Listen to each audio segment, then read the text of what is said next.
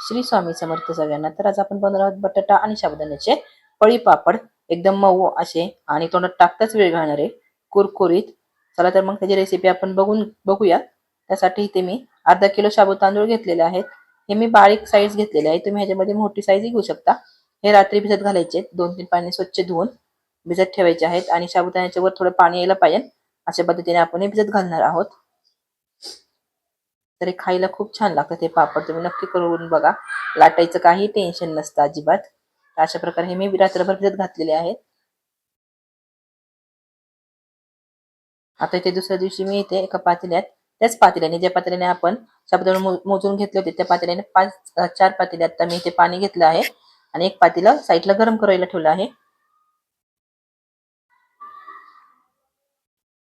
इथे पाण्याचंही प्रमाण तुम्हाला सांगितलेलं आहे मी, त्यामुळे आणि काही टिप्सही सांगितलेल्या आहेत. त्यामुळे तुम्ही व्हिडिओ हा शेवटपर्यंत नक्की बघा आणि आवडल्यास लाईक करा. तर इथे मी पाणी गरम करायला ठेवलेलं आहे आणि इथे मी अर्धा किलोच्या ह्याला अर्धा किलो बटाटे घेतलेले आहे. तुम्ही जास्तही घेऊ शकता पण कमी घ्यायचे नाही, 1 किलोही चालतात. इथे मी अर्धा किलोचे थोडे वर जास्त घेतलेले आहेत म्हणजे. आणि हे जे साल वगैरे काढून घ्यायचे चांगले. आता इथे मी मिरची आणि जिरं घेतलं होतं ना, ते मी आता हे वाटून घेतले. आता हे पाण्याला चांगली उकळी आलेली आहे. आता त्यात आपण हे वाटण करून घेतले ते टाकून घ्यायचं आहे. चांगली उकळी आल्यानंतरच टाकून घ्यायचं.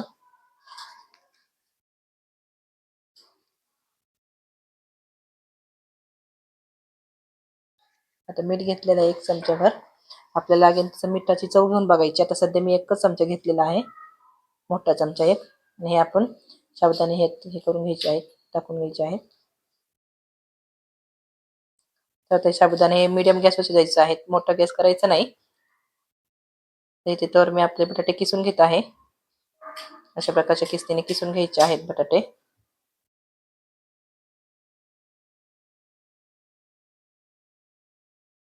आणि लगेच पाण्यात टाकून घ्यायचे बटाटे, नाही तर का असे लाल पडतात. पाणी धुवून घ्यायचे 2-3 पाण्याने. आता इथे मी 1 पातेलं अजून पाणी टाकून घेतलेलं आहे. मगाचं 4 आणि हे 5 आणि अजून एक ठेवणार आहे पातेलं आपण. मीडियम गॅसवरच करायचं आहे. इथे मी 2 वेळा हे बटाटा चांगला स्वच्छ धुवून घेतला आहे, त्यामुळे त्याचा स्टार्च निघून जातो आणि लाल पडलेलं पाणी बाजूला होऊन जातं. अशा प्रकारे बटाटा इथे टाकून घ्यायचा आहे किसलेला आणि चांगला मिक्स करून घ्यायचा आहे.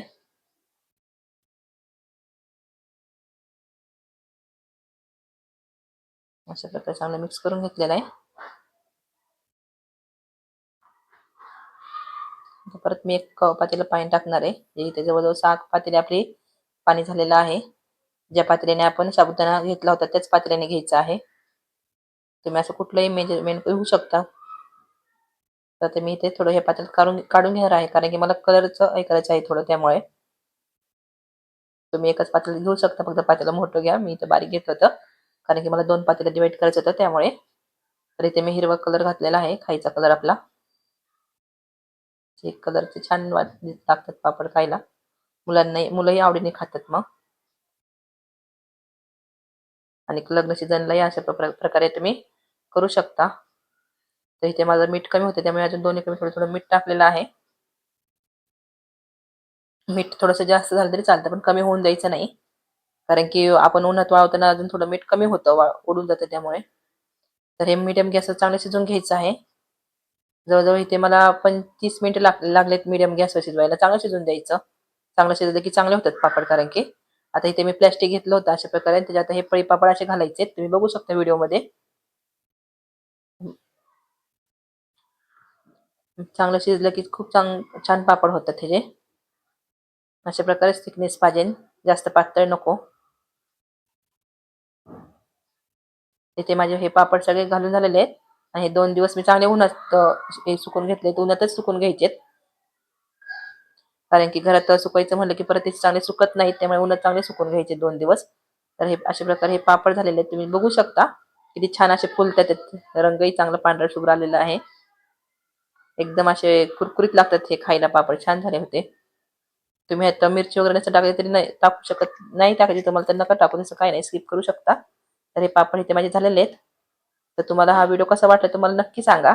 हे पारंपरिक पद्धतीने केलेले पापड आहेत, त्यामुळे खूप छान झाले आहेत. आणि व्हिडिओ आवडल्यास व्हिडिओला लाईक करा आणि चॅनल सबस्क्राईब करायला विसरू